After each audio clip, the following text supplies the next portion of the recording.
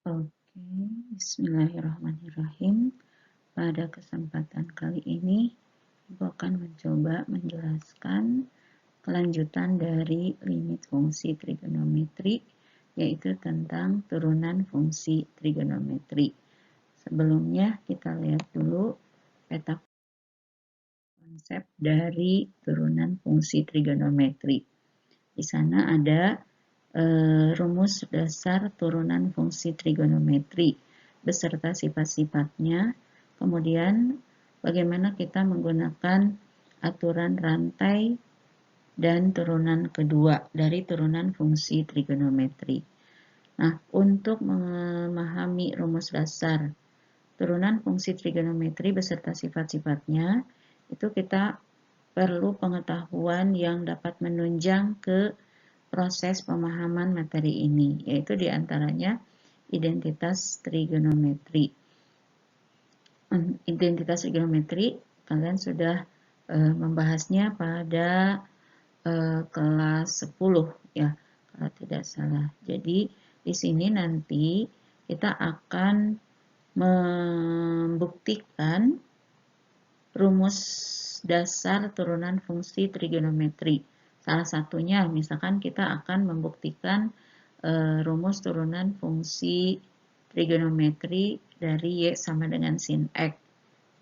Di sana sudah tertera ya pada buku-buku paket bahwa turunan pertama Y sama dengan sin X itu adalah cos X. Nah, dari mana? Kenapa kita mendapatkan turunan dari sin X itu sama dengan cos X?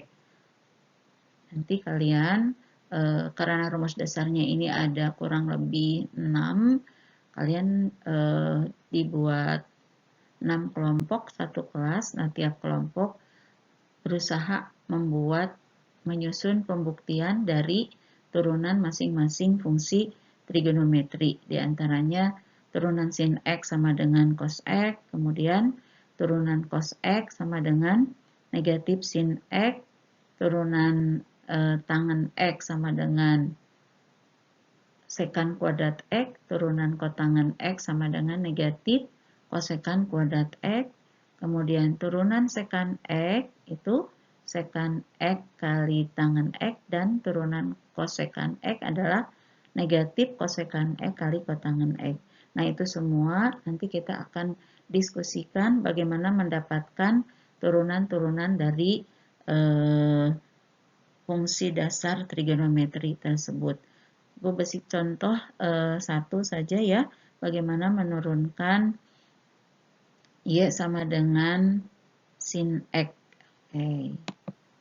Jadi di sini karena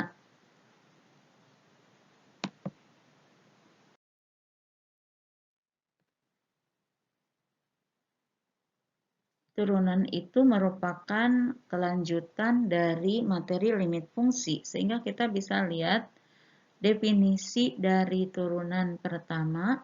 Jadi kalau kita mempunyai fungsi Y sama dengan Fx, maka turunan pertama itu biasa disimbolkan dengan Y aksen atau F aksen X atau dy dx, itu ya sama. Nah, maka definisi dari turunan pertama itu adalah limit H menuju 0 dari Fx plus H dikurangi Fx dibagi H. Jadi di sini kita menemukan beberapa konsep ya. Yang pertama adalah konsep limit yang baru saja dibahas. Kemudian konsep nilai fungsi, kan? Jadi jika Fx sama dengan bla bla bla, maka Fx plus H kita tinggal mengganti si X dengan X plus H. Atau berapa Fa, berarti kita tinggal mengganti X dengan A. Contoh ya, kita punya di sini Fx sama dengan sin X tadi. Fx sama dengan sin X. Berarti kalau Fa, kita tinggal mengganti si X dengan A. Ya, berarti Fa sama dengan sin A. Maka kalau di sini dari definisi butuh fx plus h, kita ambil saja di sini fx plus h-nya sama dengan apa? Fx plus h sama dengan sin x plus h. Oke, jadi semula sudutnya adalah x, sekarang sudutnya menjadi x plus h. Nah, fx plus h-nya sudah ada, fx-nya ada, tinggal kita masukkan ke dalam rumus turunan. Katanya f aksen x itu sama dengan limit h menuju 0. Berarti di sini sama dengan limit ya, h menuju 0 dari fx plus h. Fx plus h-nya kita langsung ganti dengan sin x plus h.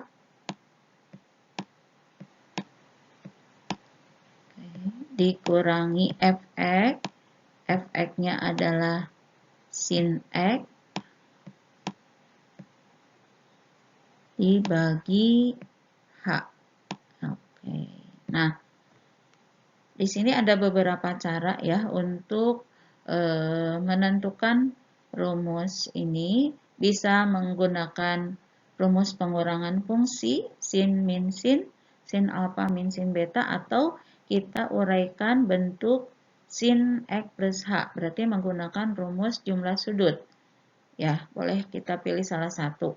Kalau misalnya Ibu sekarang menggunakan rumus pengurangan sin min sin, berarti nanti kalian menggunakan rumus penjumlahan sudut untuk sin alfa plus beta. Ya, jadi di sini sama dengan limit h menuju 0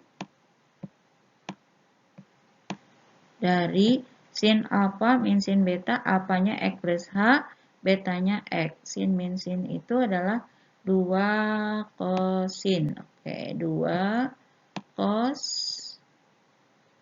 setengah alfa plus beta, setengah alfanya x plus h, betanya x, berarti setengah dari 2x plus h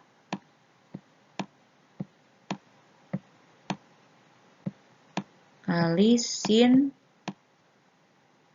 setengah alfa min beta, berarti sin x plus h dikurangi x, tinggal setengah h.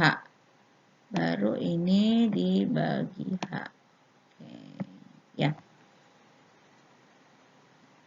Ini sama dengan limit h menuju 0. Ya, masih ingat yang memenuhi ini?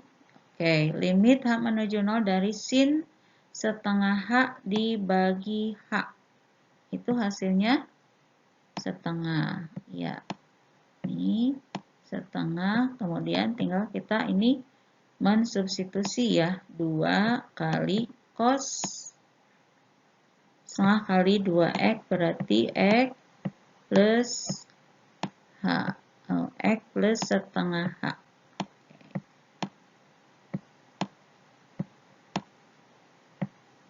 Ya, nah ini 2 dikali setengah, hasilnya 1, h-nya menuju 0, berarti tinggal cos x plus 0, berarti 1 dikali cos x.